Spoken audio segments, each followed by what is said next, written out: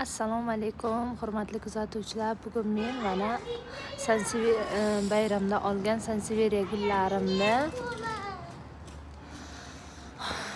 shu vaqtgacha ekishga umuman vaqtim bo'lmayotgan edi. Bugun mana yomg'ir yog'ayapti bu yog'i. Yomg'ir tagida gullarimni ochib, bo'lib ekib oldim. Bular chaqa torfga ekilgan ekan hammasi. Bu boshqa sorti, bu gold sorti bu. Sanseveriya gold. Bu sanseveriyani kalta sorti bu. Bu torfda ekilgan ekan, kelgani beri men suv quymaganman, lekin shu 8-marta bayram sovg'asi bu. Quymaganman, lekin o'zi quyilgan bo'lib turgan. Shuning uchun tomirlari juda ham chirib ketgan ekan. Buni hozir torfdan ajratib oldim, torflardan. Va keyingisi buni qattiq to'proqqa ekilgan ekan, shuncha tomirlar yaxshi ahvolda ekan hammasi. Ortiqcha tomirlarni buni ham olib tashladim. Endi bularni hozir chiroyligina qilib mana tayyorlab olgan to'prog'imga ekib olaman. Universal to'proq. Tarkibida torf, perlit, vermikulit va biogomus bor. Keyin dervisniy uгол ham bor. Hozir men shu to'proqqa tayyorlab olaman. Ortiqcha bir ikkita to'klarim bor edi. Mana bunaqa kiyiladigan va bu hozir yomg'ir sachirib yomg'ir tinmay yog'ayapti. Yana yog'ib, yana o'tib ketyapti. Hozir shu to'klarimizga bu gulimni ekib olaman. Bu gulimni yaxshilab quritaman hali. Quritib, mana chirigan joylarini tozalab, quritib, keyin ekaman buni hali. Bu 1 kun, 2 kun qurib turadi endi. Buni hozir ekib tayyorlab olaman. Mana shu nolarimizga ekib olaman. Sanseveriya gullari o'zi bozordan sotib olganingizda ham agar torfda bo'lsa, tezlik bilan almashtirib olish kerak. Meni vaqtim bo'lmagani hisobiga hozir mana dam hayit arafasi dam bo'lgani uchun shu bugun ochib, mana universal to'proqqa ekib olyapman. Torflarni olib tashladim.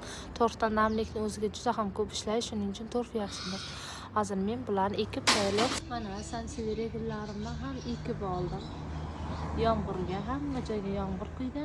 Men gul ekib oldim. Chetlarini kengishgina qilib oldim.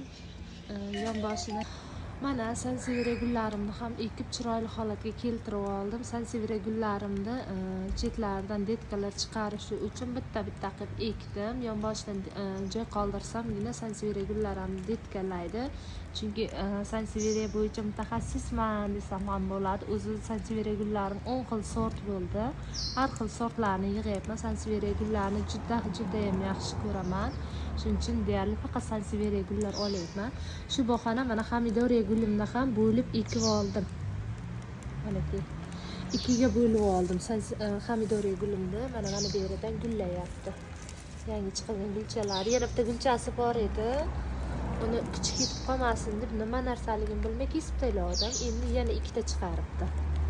Mana buni ikkitani, keyin buni endi 1-2 kun quritib, keyin yaxshilab ekib olaman. Chunki bunda juda chirishlar ko'p ekan, torfda o'zida ekilgani hisobiga. Lekin kelgani beri men bu sanseveriyalarga suv quymaganman. Mana endi buni quritib keyinroq ekib olaman.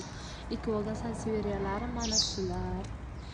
Mana shuncha to'prog'im qoldi. Endi bunga katta monstera gulim bor, o'shani ekib olaman. Uni ham bir videorolik qilib ko'rsataman. Bugungi videom sizlarga yoqqan bo'lsa, xursandman. Gullarim haqida fikringiz, beradigan maslahatlaringiz bo'lsa, kommentariyada kutib qolaman. Sizlar fikrlaringiz men uchun juda ham muhim. Bu yerga yana yomg'ir tezlashib boshladi. Mana yomg'ir yog'ayapti.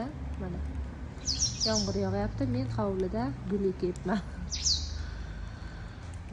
Videom yoqqan bo'lsa, like bosing, obuna bo'lishni unutmang. Xayr, sog' salomat bo'ling.